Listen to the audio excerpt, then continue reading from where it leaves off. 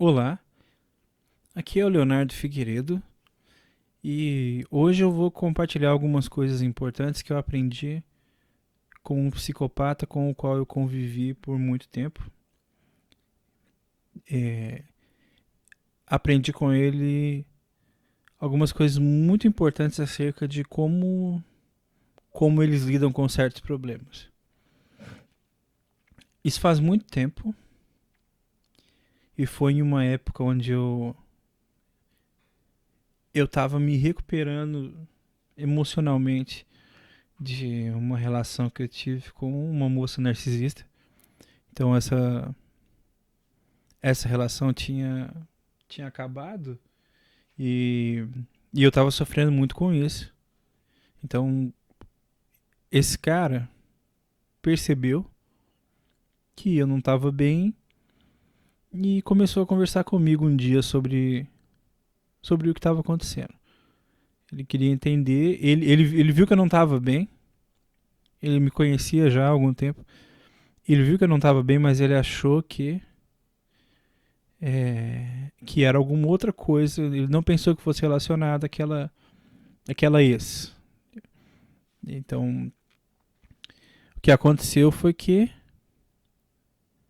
ele não era automaticamente capaz de entender que eu estava sofrendo com um fim de relacionamento. Ele atribuía a minha aparência de sofrimento a alguma causa mais lógica, como se eu estivesse sofrendo por ter perdido um emprego, por ter tido alguma perda financeira, algum plano frustrado ou mesmo algum acidente. Mas quando ele veio conversar comigo e perguntar o que estava acontecendo, ele não tinha ideia que era por causa do fim do relacionamento. E isso me espantou muito na época. E ali foi um momento muito importante para a minha compreensão do funcionamento da mente desse tipo de gente, porque eu pude perceber o quão distante de uma compreensão emocional eles são. Era óbvio, todo mundo que estivesse próximo de mim naquele cenário, todo mundo que estava próximo de mim, tinha compreensão de que o que acontecia comigo era uma espécie de luto pelo fim do relacionamento. E esse cara, mesmo estando ali lado a lado, durante o relacionamento e também ali no fim do relacionamento, ele não conseguiu entender automaticamente que o que estava acontecendo comigo era consequência do fim desse relacionamento. Então, nessa época, a gente conversou muito e, e esse cara, ele era alguém com quem eu convivia na época e já convivia fazia tempo. E ele era um psicopata. Ele é, até hoje, obviamente, um psicopata. E ele era um psicopata diagnosticado. Então, a gente pode dizer que ele era um psicopata documentado. E embora os diagnósticos no Brasil sejam bem fracos, esses diagnósticos para problemas de transtorno cluster B, esses diagnósticos são bem fracos, mas o dele estava correto. E o que são esses transtornos cluster B? São aqueles transtornos de personalidade dramática, que são o transtorno histriônico, borderline, ou o transtorno de personalidade limítrofe, o transtorno de personalidade narcisista e o transtorno de personalidade antissocial, que seriam os psicopatas ou os sociopatas. Então esse cara, ele tinha esse diagnóstico, o pai dele tinha esse diagnóstico e tal. Obviamente essa não é uma informação que ele abria para todo mundo, mas eu fiquei a par dessa condição. Então, o dia em que ele chegou para conversar comigo e saber por que é que eu estava triste, eu contei que estava com com saudade, sentindo falta do relacionamento, sentindo falta daquela moça e tal. E então ele ficou um pouco chocado nessa circunstância e ele me perguntou o que eu sentia, né? E eu contei pra ele que eu sentia saudade e me entristecia, que eu lembrava dela e das coisas que tinham acontecido e tal. Obviamente, aí, vocês que estão ouvindo esse relato provavelmente são pessoas que tiveram algum relacionamento, seja com um narcisista, seja com um psicopata, então vocês sabem muito bem como é que a gente se sente depois de uma relação como essa. Então eu tentei descrever um pouco o que acontecia, mas eu percebi logo de início que ele não era capaz de entender. Tá? Ele não era capaz de assimilar as coisas que eu dizia. Eu percebia claramente isso. Que conforme eu ia relatando situações difíceis que aconteceram comigo, ele não entendia, ele não sentia. Então, eu aproveitei o momento ali para testar isso um pouco e contava uma coisa mais leve ou depois eu passava para uma coisa mais pesada, um acontecimento mais complicado de, de sobreviver, né? Um acontecimento bem. Aconteceram algumas coisas bem pesadas e tal. E eu contava essas coisas e eu fiquei muito. O certo não seria chocado, mas eu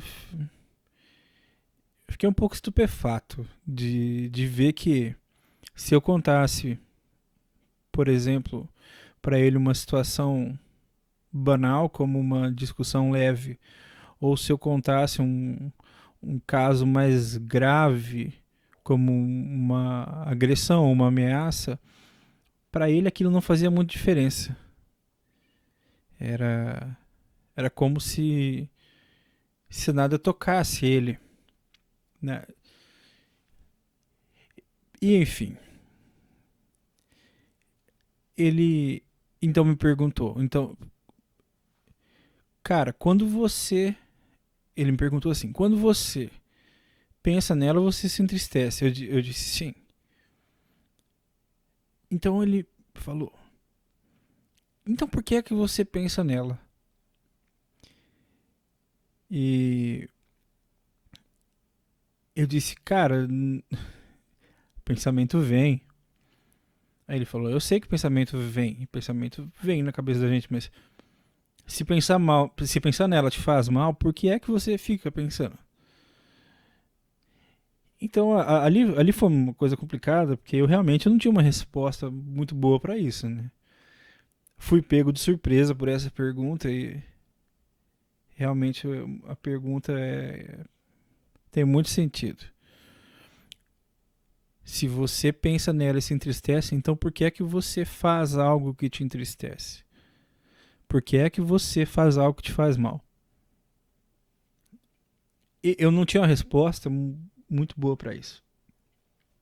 Só que eu disse foi que eu não era capaz de parar. Os pensamentos vinham e tal. E ele não conseguiu entender isso também. Obviamente ele não disse que ele não conseguiu entender, mas eu captei.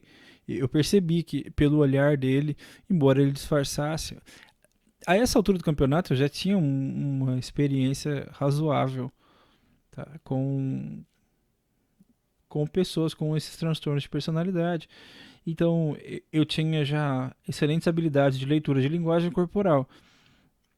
Então eu conseguia perceber o que estava acontecendo com ele ali. Eu conseguia perceber que ele não estava entendendo. Ele não conseguia assimilar o fato de que pensar em alguém me fazia mal e eu insistia em pensar em alguém. Então ele me deu alguns conselhos.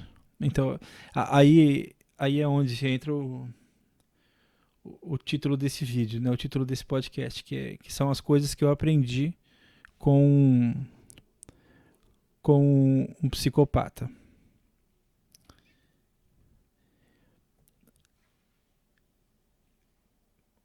Um dos conselhos que ele me deu foi o seguinte: o mais básico. Se pensar nela te faz mal, você para de pensar nela. E eu perguntei se ele conseguia fazer isso, ele disse que sim, sem nenhuma dificuldade. Ele conseguia fazer isso. E foi ali, aquilo me deu um clique, um estalo. Foi ali que eu comecei a entender um pouco mais sobre como é que funciona a mente dessas pessoas. Eles simplesmente são capazes de escolher não pensar em alguém, não lembrar de alguém, ou de uma situação, ou o que quer que seja. Até então eu já sabia que eles eram capazes de seguir em frente sem problemas. Mas eu ainda não tinha me visto face a face a um contexto onde eu pudesse ver a mente de um deles em ação nesse sentido. Quando eu digo eles, eu estou me referindo a narcisistas também. Não só psicopatas, mas a narcisistas também. Porque a partir dessa conversa com esse cara, eu comecei a prestar mais atenção no comportamento dos narcisistas. E eu percebi que eles são capazes de fazer algo muito parecido com o que os psicopatas fazem. Então ali eu comecei a ter essa compreensão. E eu tenho até hoje contato com pessoas nessas condições, muito mais narcisistas do que psicopatas.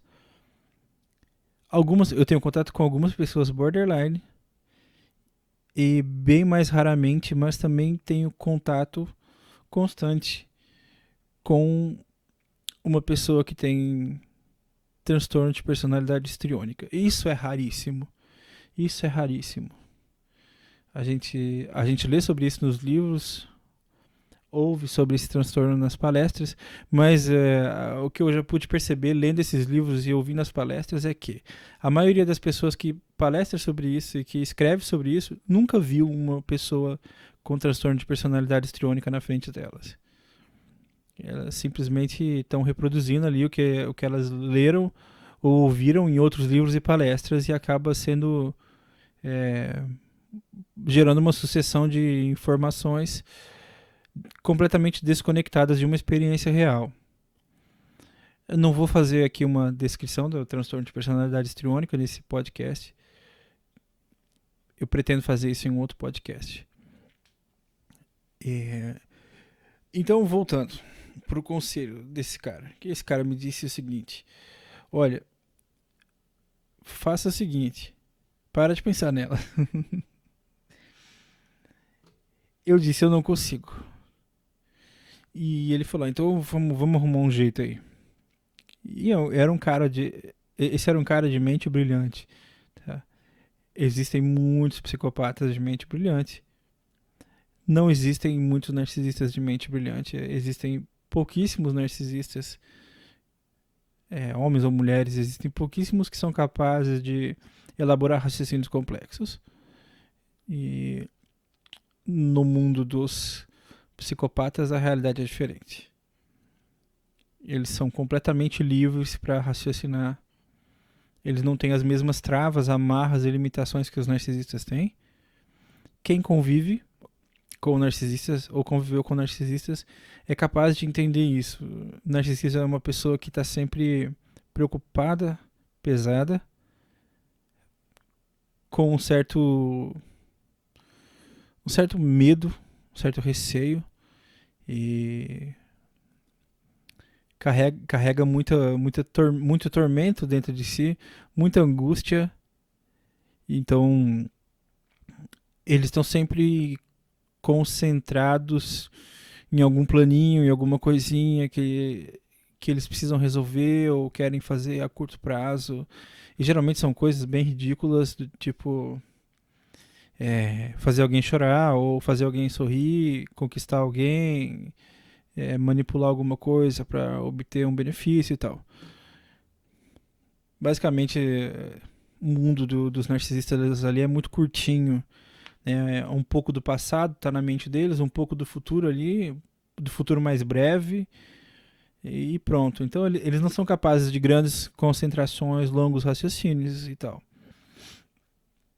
Por isso é que é muito comum que você veja uma pessoa narcisista que se encantou com um novo relacionamento. Por exemplo, uma moça narcisista que acabou ali de se encantar com um cara rico.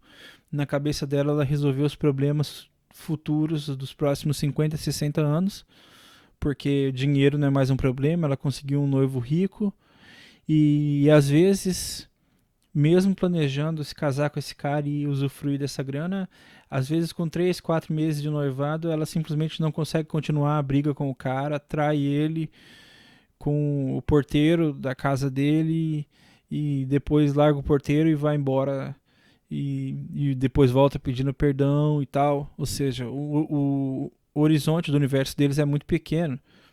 Então, por mais que eles façam um plano ali de longo prazo, eles não são capazes de se manter nesse plano. Geralmente eles não são.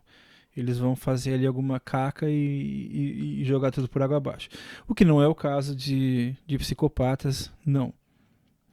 Por isso, psicopatas conseguem passar tão batido. Você pode ter certeza que você já cruzou, trabalhou, já teve alguma relação em algum nível pessoal com uma pessoa psicopata e você nunca desconfiou e nunca vai desconfiar. Tem psicopatas que passam a vida inteira ali sem que ninguém em torno deles saiba que eles são psicopatas. Eles também, por ter essa capacidade de ter um raciocínio mais frio, leve e calculista, muitos deles são capazes de passar a vida inteira casados com uma mesma pessoa, trabalhar no mesmo emprego durante décadas, se aposentar. Essas são coisas muito difíceis para pessoas que são narcisistas. É muito difícil você ver um narcisista ali casado por 10, 12 anos ou trabalhando na mesma empresa por muito tempo. Geralmente eles se enchem do trabalho, ficam de saco cheio e arrumam um monte de encrenca e um monte de gente fica de saco cheio deles também. E a menos que eles consigam um cargo de chefia, onde eles possam subir e daí não ter que dar satisfação para quase ninguém, a menos que isso aconteça, geralmente eles vão ficar trocando de emprego. Isso é uma característica também de borderline, que é essa troca de emprego constante. Borderline geralmente troca de emprego muito mais do que narcisista até. Não, o problema não é só a quantidade, o problema é que as pessoas borderline, a coisa, dependendo do estado em que a pessoa tiver, ela vai trocar de emprego em pouquíssimas semanas e meses. Às vezes ela vai passar anos ali fazendo aquilo. Geralmente as pessoas não sabem porque vão esconder isso, não vão colocar isso no LinkedIn, não vão colocar isso no currículo e tal. E só os mais próximos ali da família que vão ficar sabendo. Mas tem essa questão aí de instabilidade. Narcisistas e borderlines são muito instáveis, mas dependendo da fase da vida que a pessoa borderline estiver passando, ela é muito mais instável do que uma pessoa narcisista. Né? E cabe aqui um ponto que, embora borderlines e narcisistas e psicopatas sejam colocados ali na mesma linhagem de transtornos, que são os transtornos dramáticos da Cluster B, embora isso seja o que acontece, eu não acho isso justo, porque uma pessoa com borderline, ela tem um comportamento muito diferente de um psicopata ou de um narcisista. Porque o que falta ali, o que não tem no borderline e tem nos outros, é a maldade, o comportamento maligno e o sadismo. Então eu acho muito injusto colocar as pessoas borderline no mesmo pacote que as pessoas narcisistas e as pessoas psicopatas. Sim, muitos borderlines são perigosos, muitas mulheres borderline são perigosas e explosivas e capazes ali em algum momento de matar alguém, fazer uma coisa horrível, mas essa não é a realidade da maioria. Enquanto nos narcisistas, a maioria deles faz coisas horríveis a vida inteira. E por incrível que pareça, o número de psicopatas que faz coisas horríveis é bem menor do que o número de narcisistas. Mas isso não é uma informação que você vai encontrar em livros, você não vai encontrar em palestras. Vão sempre dizer o contrário, mas eu repito, as pessoas que estão por aí escrevendo a maior parte desse material não têm experiência de convívio dia a dia com psicopatas. Então, eu lembro uma vez eu conversando com uma psicóloga que tinha experiência, segundo ela, com psicopata, e eu relatei um acontecimento entre mim e uma ex, e ela falou: nossa, mas essa moça, ela não é narcisista, ela é psicopata, porque só um psicopata seria capaz de fazer isso que ela fez e tal, tal, tal, tal, tal, tal. O que eu tinha relatado era, era algo que narcisistas e psicopatas fazem, mas o fato em si não era suficiente para que essa pessoa fizesse uma afirmação dizendo que aquela moça era narcisista ou psicopata. Mas eu percebi que ela, apegada ao que ela tinha aprendido como regra, ela enquadrou: não, essa moça não é narcisista, ela é psicopata. E não era o caso, não. Essa moça, ela tem transtorno de personalidade narcisista, ela é um exemplar que eu chamo de puro sangue narcisista. Se você pegar ali a lista dos comportamentos comuns apresentados em narcisistas e dos comportamentos esporádicos, ela vai gabaritar. É uma pessoa que em inglês chamam de full-blown narcissist. Full-blown maligno narcisista. Quer dizer, é um narcisista maligno em toda a sua potência, em toda a sua capacidade.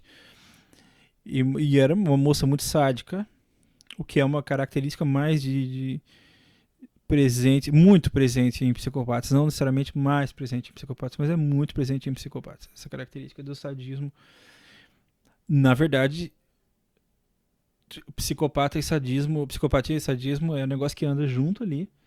E alguns narcisistas não são muito sádicos ou não são sádicos o tempo todo. Existe uma diferença muito grande no nível de sadismo entre narcisistas e psicopatas. A maioria dos narcisistas não é tão sádica quanto os psicopatas.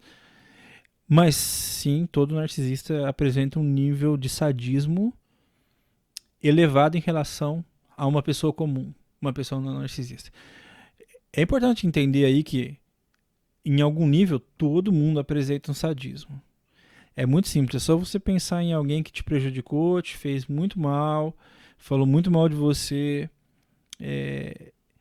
atrapalhou muito a sua vida, te deu prejuízo, atrapalhou a sua família, e um dia você descobre que essa pessoa se prejudicou, ficou doente, apanhou, qualquer coisa assim, você sente uma pontinha ali de alegria, uma pontinha de prazer. Isso é um sadismo, isso é sadismo em um nível muito leve, tá? O princípio ali é o mesmo, o princípio do sadismo. Qual seria o princípio do sadismo? O princípio do sadismo seria você ter prazer no sofrimento alheio. Então, é isso que eu estou querendo passar aqui, que em algum nível todo mundo é capaz de sentir um pouco, pelo menos, de prazer com o sofrimento alheio. Pode ser que alguém não seja, eu nunca conheci uma pessoa que me dissesse e sustentasse a afirmação de que não, eu jamais sentiria prazer no sofrimento de alguém. Eu jamais conheci. Eu já conheci pessoas que me disseram: não sinto jamais prazer no sofrimento de outro. Porém, depois de um pouco de discussão e algumas perguntas que eu fiz, a pessoa sempre admitiu: não, tudo bem, eu concordo com você, um pouco ali de alegria eu sentiria. Como eu, por exemplo, que já tive relações com várias moças narcisistas e sim, me senti bem quando alguma delas, quando eu fiquei sabendo que alguma delas se deu mal em alguma coisa depois de de ter feito mal para mim. E o que é importante distinguir entre uma pessoa sem transtorno nenhum e uma pessoa com transtorno é o seguinte: normalmente nós não vamos tentar causar o sofrimento. Nós não vamos tentar fazer com que a pessoa seja prejudicada e então sentir um prazer. Tá? Algumas pessoas que são bem incapazes de fazer mal a outras, elas vão se sentir um pouquinho realizadas ali quando a outra pessoa se dá mal, mas elas não se moveriam para fazer mal a outra. Então ali o que diferencia, na verdade, o sadismo entre uma pessoa normal e uma pessoa com transtorno é que a pessoa com transtorno ela vai causar o sofrimento na outra e vai se divertir com aquilo ali. Então, na real, o sadismo seria isso, né? É você regozijar, você sentir o prazer no sofrimento que você causou ali na outra pessoa. Então, os narcisistas têm um nível de sadismo muito elevado em relação a pessoas comuns. Outra coisa, eu já conheci muita gente sem transtorno algum que era capaz de infligir mal a outros. Pessoas muito vingativas, que não eram psicopatas, não eram narcisistas, não eram borderlines, nem histriônicas, mas ainda assim eram muito vingativas e tal, e com elevados níveis de sadismo. Aí a gente volta agora ao conselho que esse cara psicopata me deu. Eu sempre que eu faço um podcast, eu começo um assunto e eu vou emendando outros assuntos. Porque se eu for preparar um podcast para cada assunto diferente, eu não vou conseguir espalhar essas informações que são difíceis de se encontrar. Tá? Então, por isso, quando eu faço esses podcasts, eu começo um assunto e eu vou estendendo e vou adicionando ali tudo que eu acho que é importante de dizer naquele contexto. Não é possível que eu separe todos os meus podcasts em assuntos específicos e cubra tudo que eu quero cobrir. Se eu separar em assuntos específicos, eu não vou conseguir cobrir tudo que eu quero cobrir. Então, por isso, eu vou chamando um assunto atrás do outro assim e colocando informações que certamente vão ser úteis para quem estiver ouvindo, quem estiver interessado nesses assuntos e por qualquer razão que seja. Então, voltando ao ponto inicial do podcast, era o conselho. Ele me disse, a gente vai procurar um meio de fazer você parar de pensar nela. E a gente acabou conseguindo. Foi um pouco difícil, mas a gente acabou conseguindo. O que era esse meio? Basicamente foi o seguinte. A gente concluiu que eu fazia esforços. Eu gastava energia. Eu fazia esforços. O que seria fazer esforço? Eu vou separar o esforço em níveis. Você tem o esforço físico. Você tem o esforço mental. E você tem o esforço emocional. O esforço físico é muito fácil. Quando você levanta, quando você escreve, toda ação que você execute, onde você tenha que mover seus membros físicos, você está executando um esforço físico. Todo raciocínio que você tenha na tentativa de compreender algo, de entender algo, de chegar a uma conclusão, lembrar um fato, tudo isso é um esforço mental. E o que seria o esforço emocional? O esforço emocional seria todo aquele empenho que você faz para ter, por exemplo,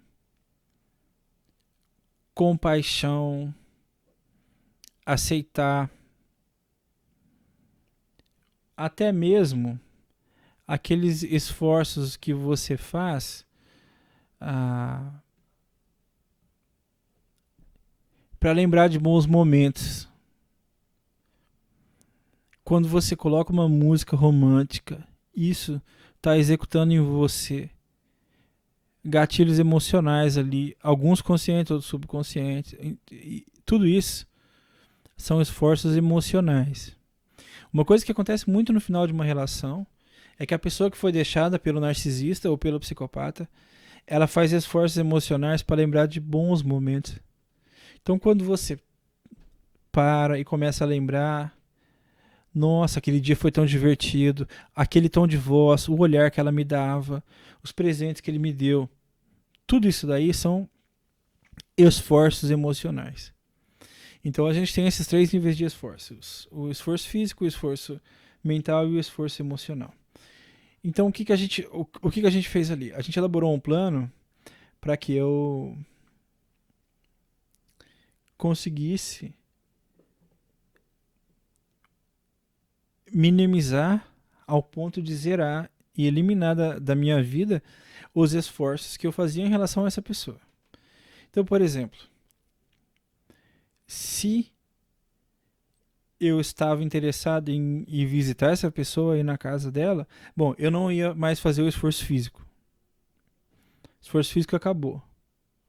Sem esforço físico. Ou seja, eu não vou sentar no computador, clicar no perfil dessa pessoa, buscar o nome dela, ver fotos. Não vou reler conversas. Não vou buscar fotos de nós dois juntos. Não vou atrás desse material. Então, isso é uma coisa que um psicopata consegue fazer muito bem. Mas eu descobri que é possível que a gente faça também.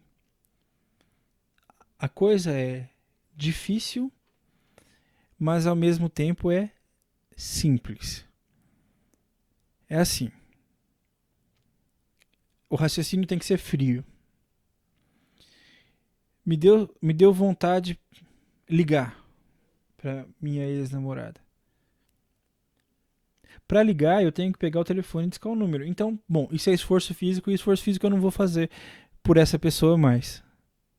Pelo meu próprio bem, acabou, não faço mais esforço físico. Então, ponto número 1. Agora, eu tô ali parado, de repente me vem na mente uma vontade de entender alguma coisa que aconteceu.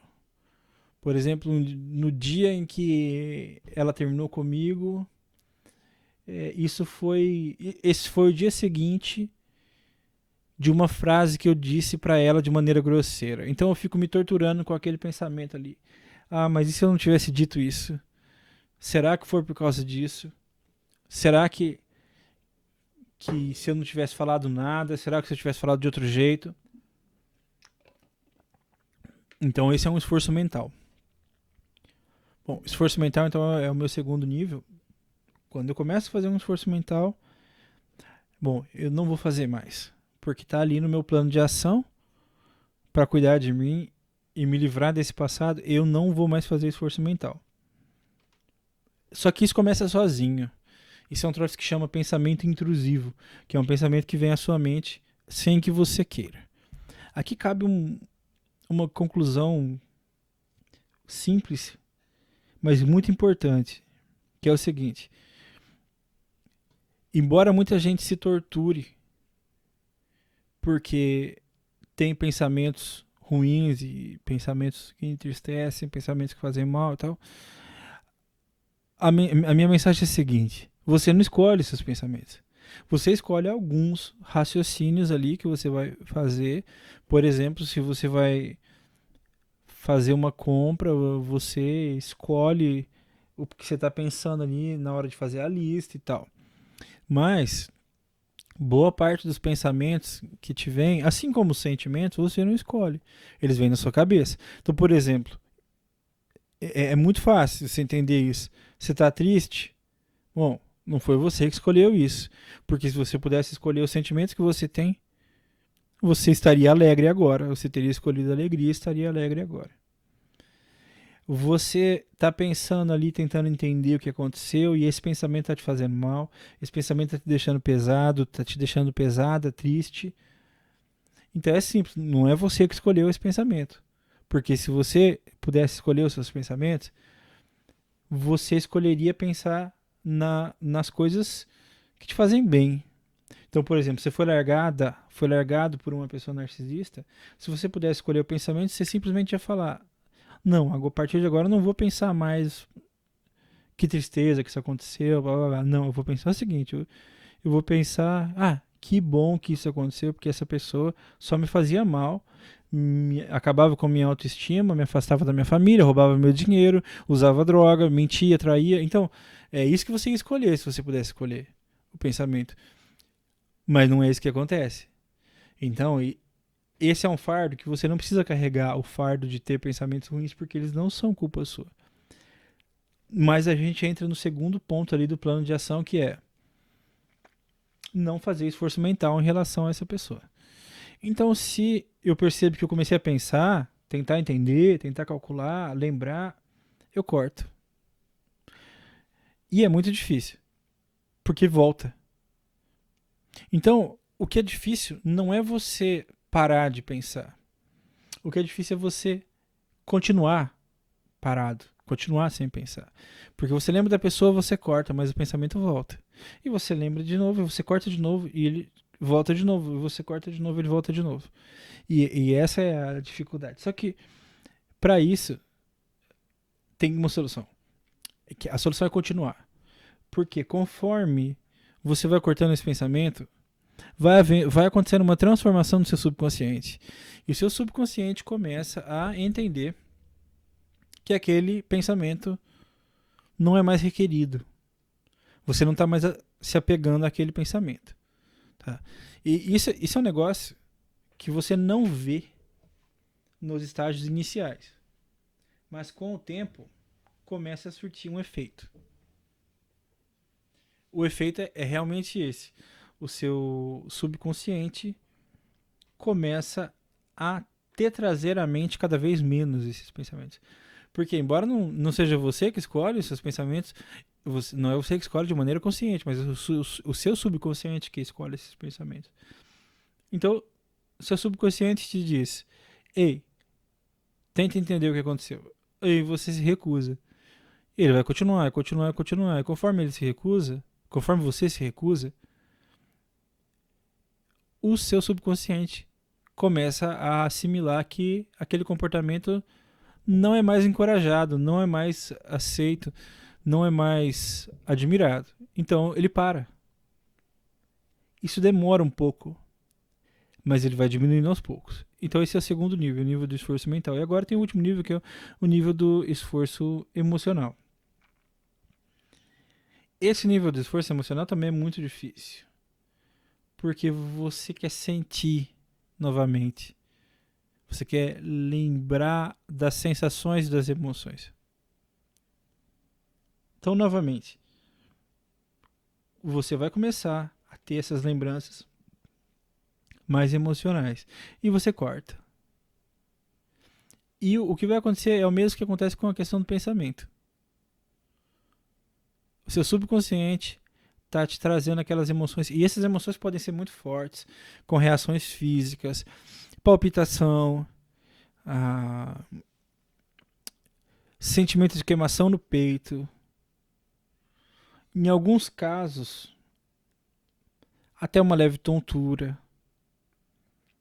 Uma espécie de um peso, como se fosse um peso na nuca e vontade de chorar e todas aquelas coisas que provavelmente você já conhece. Então, quando essas emoções e sentimentos começam a vir, eles fazem uma espécie de retroalimentação, como se fosse uma microfonia, e eles vão se alimentando. Então, uma saudade alimenta uma emoção, alimenta um sentimento e vai te trazendo um estado nostálgico, e isso pode rapidamente virar uma angústia e uma depressão. Não necessariamente vai virar um quadro depressivo de longo prazo, mas pelo menos ali em curto prazo vai acontecer um estado depressivo considerável em boa parte dessas vítimas. Então, o que você faz com relação a esse estado emocional? você corta. É o mesmo princípio do pensamento, do esforço do pensamento do nível 2. Você vai cortar. Só que é mais difícil você cortar sentimento, você cortar emoção. Para isso, normalmente é preciso que você utilize alguma técnica extra. Simplesmente cortar não funciona. Essa técnica extra seria. Existem várias, mas a que eu pude constatar através da minha experiência e através das pessoas que fizeram consulta comigo e das experiências que eu tive ajudando essas pessoas, eu diria que o método mais eficaz é o método da, do desvio de concentração. Porque quando você tem uma emoção forte, um sentimento forte, você também trabalha com a mente, porque você traz aquela pessoa à sua mente. Então, como você pode reverter isso?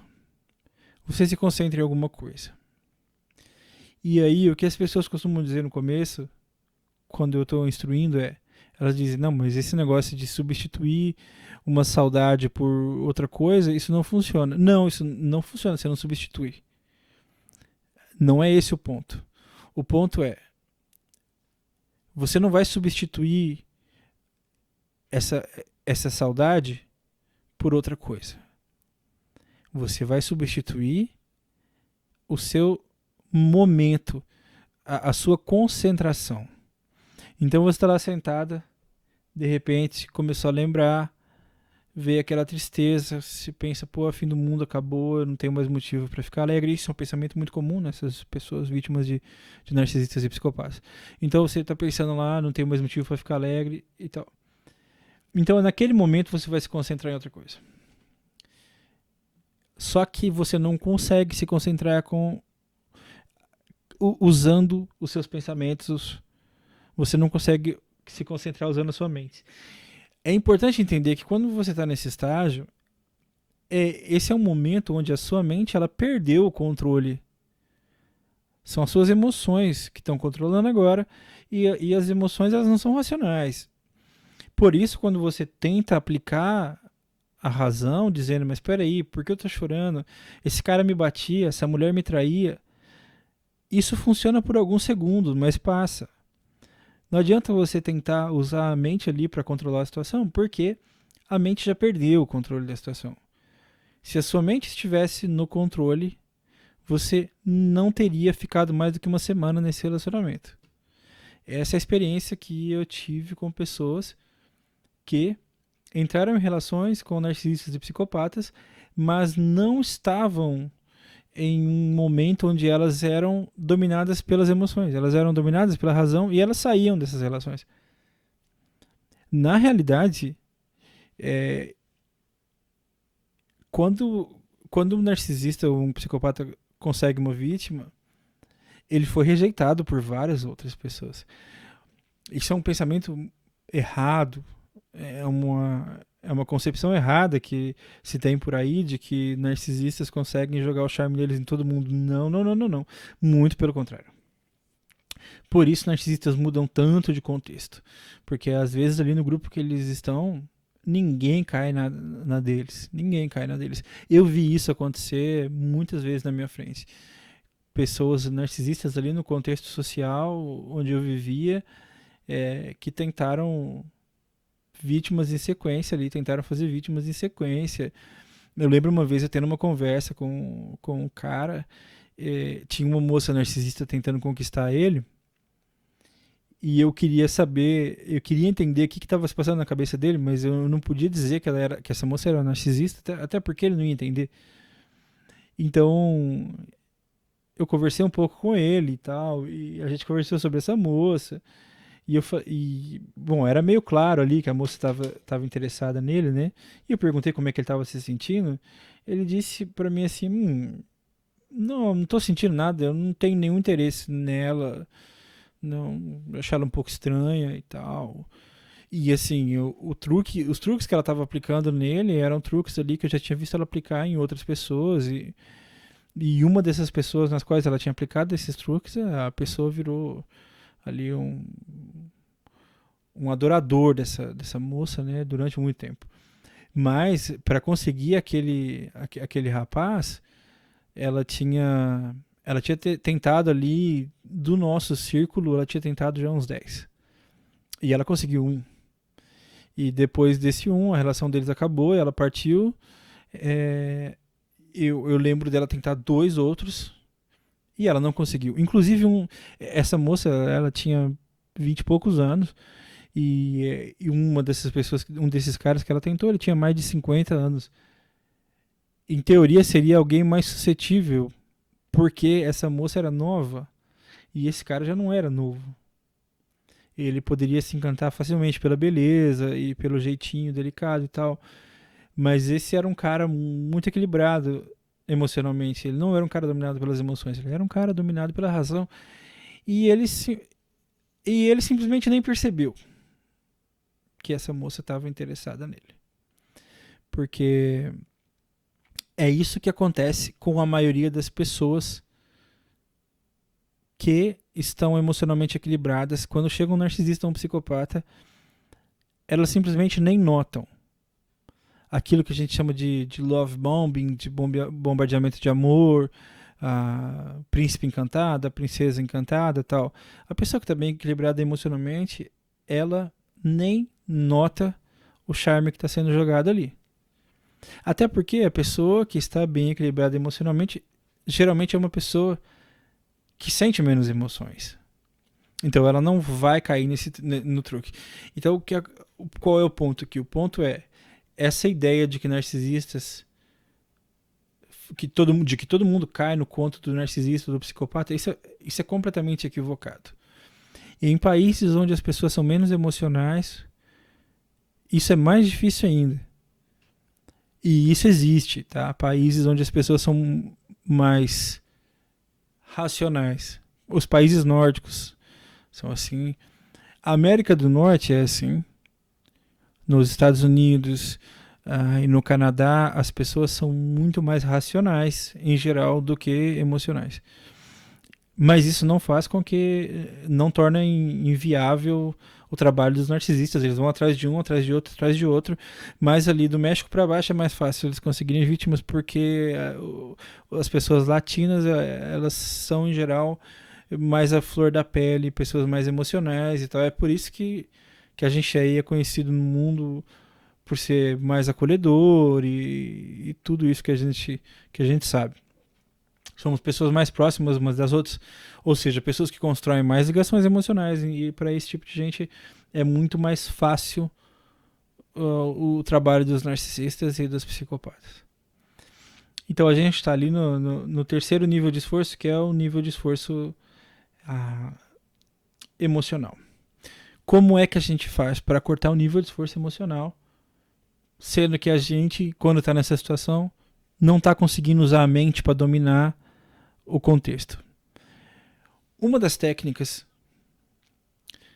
que eu apliquei em mim na época e depois em muitas outras pessoas é: você faz uma espécie de reset, shutdown ou de desligamento. O que seria isso? Você pode fazer isso aí onde você está aí agora. Provavelmente você está ouvindo isso aí sozinho ou sozinha. Então, pega aí qualquer objeto que tiver na sua frente. Eu vou pegar aqui também um para a gente simular essa situação. Peguei aqui um frasco de talco. Ok? Então, bateu a tristeza, começou a ter emoções, começou a fazer mal. Não deu para controlar ali no nível da razão. É que muitas vezes dá, mas tem vezes que não dá. Então você vai pegar ali um objeto qualquer. Eu peguei aqui o frasco de talco. E eu tô olhando aqui para esse frasco de talco. Presta atenção no que eu tô falando. Eu tô com um frasco. Tenta visualizar aqui o que eu tô falando. Okay? Eu tô com um frasco de talco branco. Chama Dr. Scholl's. Acho que é um talco. O talco tem odor, mas é muito leve. Então o frasco é branco. Tem um logotipo azul e branco. Parece até Parece até um produto brasileiro, porque as cores aqui são as cores da bandeira brasileira.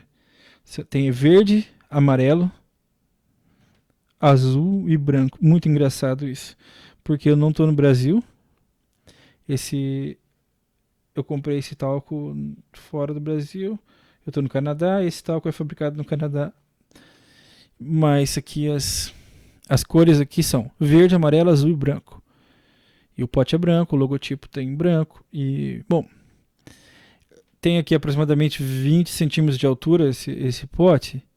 E, e eu estou observando aqui, eu leio o que está escrito. Eu vejo as cores, eu vejo os ornamentos, eu vejo o formato do pote. E enquanto eu estou fazendo isso, eu não estou pensando em mais nada. E provavelmente, enquanto você me ouviu descrever esse pote, você também não estava pensando no narcisista nem em nenhum sofrimento. Esse é o ponto do exercício.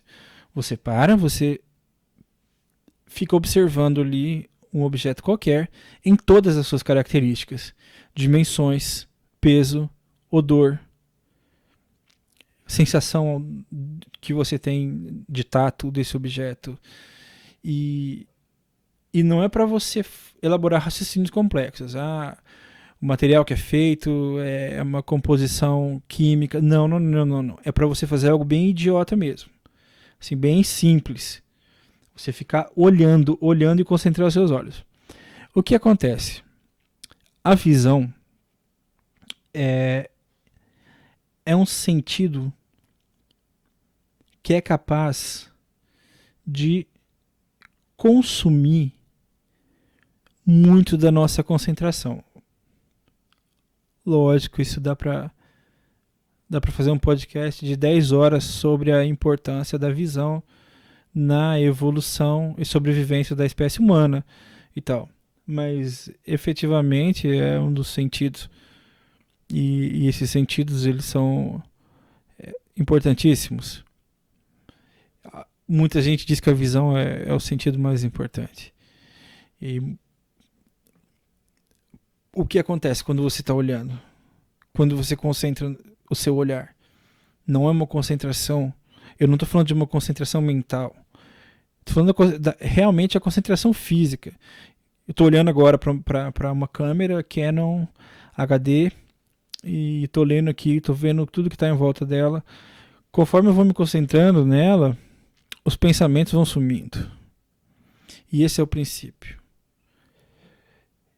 Eu já obtive sucesso com pessoas que obtiveram sucesso, obviamente essas foram as pessoas que aplicaram, usando essa técnica com diversos objetos. Um livro, um abajur.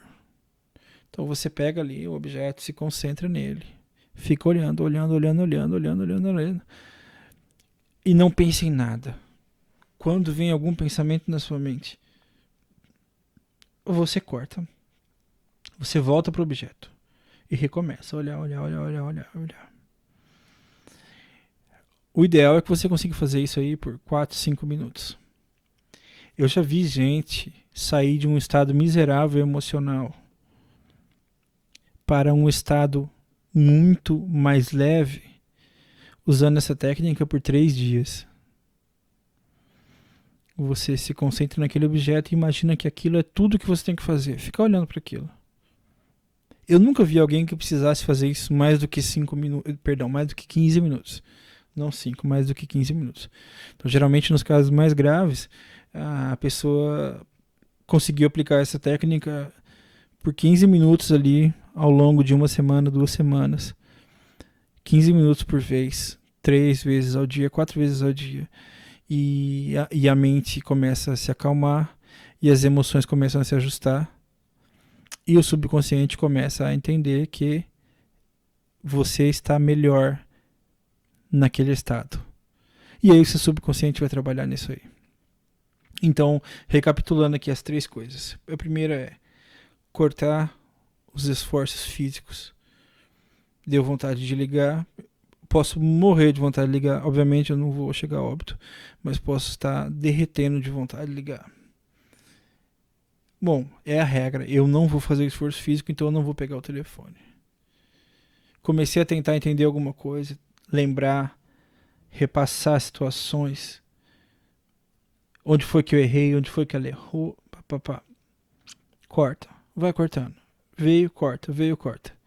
E a técnica de se concentrar no objeto também pode ser usada para essa condição mental ali na hora. Então esse é o esforço nível 2, o mental. E o esforço de nível 3, que seria o esforço emocional, ali você tenta no início controlar com a mente. Não conseguiu controlar com a mente. Pega um objeto, se concentra nele. Entra num quarto, se concentra em tudo que está no quarto.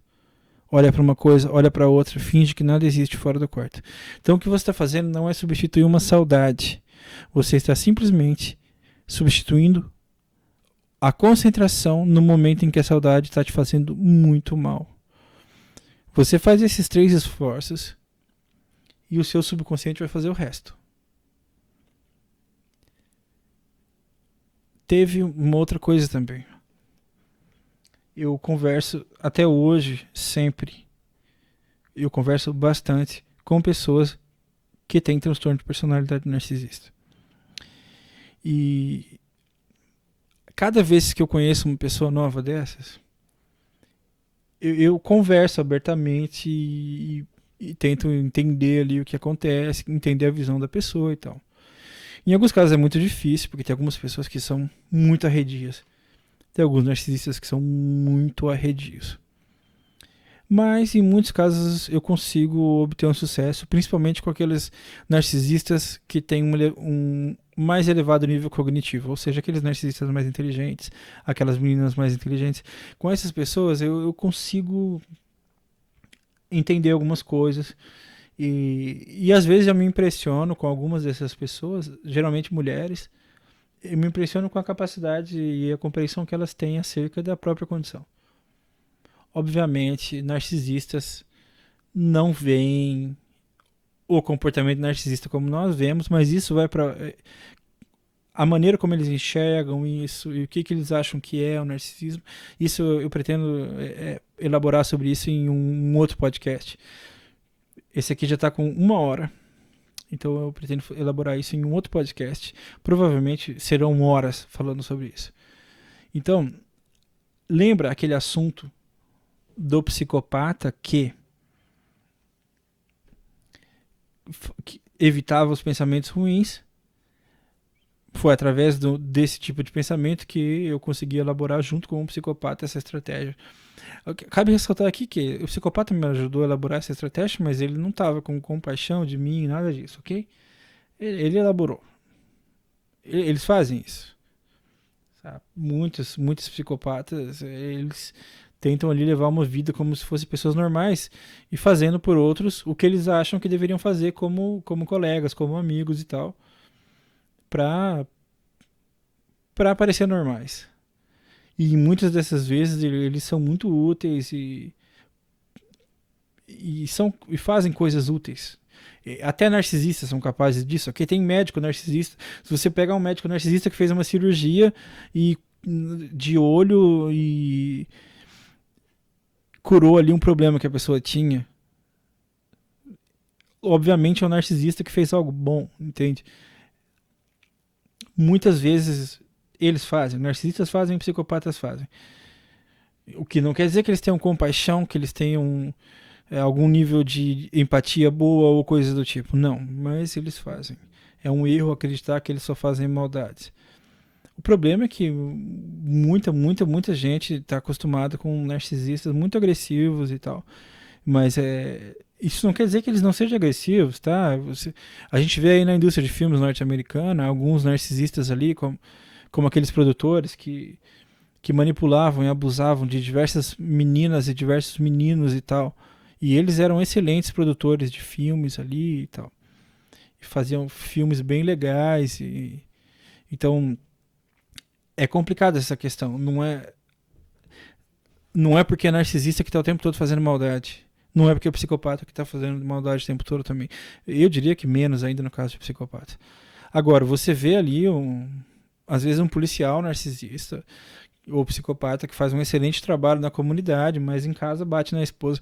São aqueles casos que a gente conhece, casos bem claros e marcados de hipocrisia, que todo mundo diz, eu jamais imaginaria que essa pessoa faria tal coisa.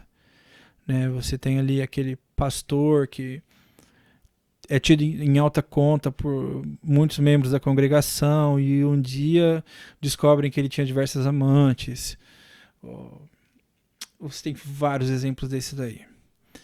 Então, esse cara me ajudou a elaborar isso daí. E eu sou muito grato. Na época eu fiquei muito grato. Depois não tive mais esse... já faz muito tempo, a gente nunca mais tocou nesse assunto, nunca mais se cruzou. Mas assim, eu ajudei muita gente baseado nas experiências que eu tive com esse cara.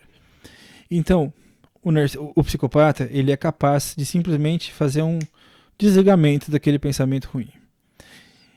E nessas conversas que eu tenho regularmente com narcisistas, eu tento entender também como é que eles funcionam em relação a isso. E eles funcionam um pouco diferente. O psicopata se livra facilmente de pensamentos ruins. Automaticamente, porque o psicopata não tem sentimentos e emoções. Então para ele é muito mais fácil. O narcisista não. O narcisista ele se livra, mas ele passa por uma dor antes. Então, por exemplo, um psicopata foi mandado embora do emprego. Aquilo fez um mal danado para ele, ele se sente extremamente rebaixado. Na família ele se sente humilhado e tal. Mas ele não tem baque algum. Ele simplesmente para de pensar naquilo e toca a vida. O narcisista não. Quando chamam ele numa reunião, quando a diretoria, o chefe chama ele numa reunião, quando chama ela na reunião, já dá aquele frio na barriga. E muitos deles chegam até a suar e ter até alguma leve crise similar a um ataque de ansiedade. E depois do evento, depois de ser mandado embora, por exemplo, um narcisista entra em crise e aí ele vai acionar esse mecanismo de desligamento daquela realidade, igual ao psicopata. Eu tenho diversos exemplos disso acumulados. Eu vou dar um exemplo aqui. Por exemplo, o psicopata, ele disse, quando isso me aconteceu, eu simplesmente parei de pensar naquela mulher porque eu vi que pensar nela me fazia mal. O que uma moça narcisista me contou, esse é um exemplo entre incontáveis outros, mas é um exemplo muito bom. Uma vez ela foi deixada por alguém. Obviamente ela não ficou emotiva, com saudades e tal. Mas ela ficou se sentindo mal, rebaixada, humilhada. E qual que é o pensamento que ela aplicou?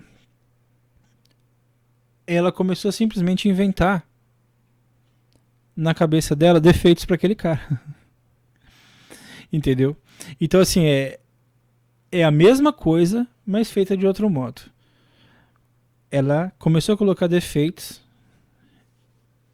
a tal ponto em que uma hora ela falou para ela mesma, nossa, eu não queria esse cara. Se não fosse ele ir embora, provavelmente eu teria mandado ele embora.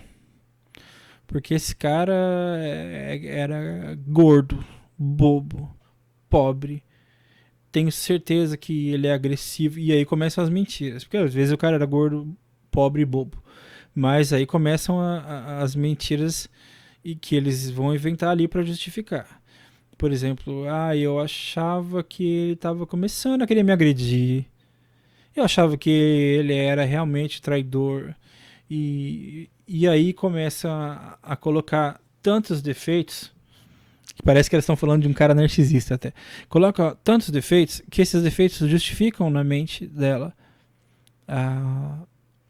a partida desse cara, dizendo, foi para meu bem, isso foi melhor, eu não queria mesmo, eu já estava de saco cheio. Quer saber? No fundo, eu tava criando coragem, porque eu não tinha terminado ainda, porque eu tava com dó.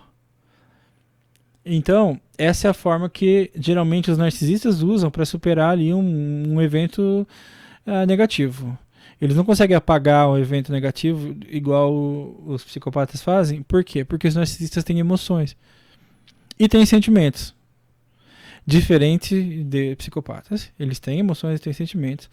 E não são os mesmos emoções e sentimentos que nós costumamos ter, ou pelo menos ah, são alguns dos mesmos, mas acontece tudo de maneira bem diferente. Não vou entrar nesse assunto. Pretendo ainda fazer um outro podcast sobre como funciona essa questão das emoções e dos sentimentos aí para os narcisistas e como funciona como regra geral, porque tem muita exceção, né? Mas então, essa é uma curiosidade que é essa técnica de desligamento aí que eu aprendi com um psicopata. Os narcisistas também fazem, mas de um modo um pouco diferente. O psicopata faz baseado na realidade. A realidade é a seguinte: ela foi embora, ela me deixou e eu me sinto muito mal com relação a isso, então eu não vou pensar mais nisso. Acabou, porque senão eu vou ficar mal. Cortou, desligou ali de uma hora para outra. Apagou o botão, apagou a luz, fechou a porta da sala e foi embora. Aquela sala não existe mais. Já o narcisista, não. Ele vai ali apagar a luz, vai fechar a sala e vai sair de lá todo deprimido, angustiado e vai começar a contar mentiras para si mesmo. Essa sala tinha goteira, aquela luz não era boa, a sala não tinha espaço suficiente para mim e enfim, eu fui mandado embora, mas assim, armaram para mim. E às vezes a gente vê eles falando essas coisas. Por exemplo, você é casado com um cara narcisista aí e o cara, você sabe, no primeiro emprego ali, depois do casamento, ele foi mandado embora, você acreditou nele. No segundo, você acreditou nele. No terceiro, você começou a desconfiar. Depois você descobriu que ele estava mentindo. Você descobriu que ele fez coisas erradas. Você descobriu que tudo que ele contava era mentira. Mas quando você vê, ele chega pra você falando aquilo como se fosse verdade. Parece até que ele acredita. Dizer, não, isso foi uma armação. Isso foi uma armação. Eu não roubei. Disseram que eu fiz isso. A polícia foi lá e plantou o dinheiro na minha gaveta. Tudo é mentira. Tá tudo ali. Foi uma conspiração que fizeram contra mim, envolvendo a polícia, os vizinhos, todo mundo no meu trabalho, a cidade inteira. Só quer saber? A gente tem que mudar de cidade. Acontecem coisas absurdas desse tipo aí. Então eles vão inventando essas coisas pra eles. E aquela história, uma mentira repetida 1000 vezes vai parecer verdade até pra você.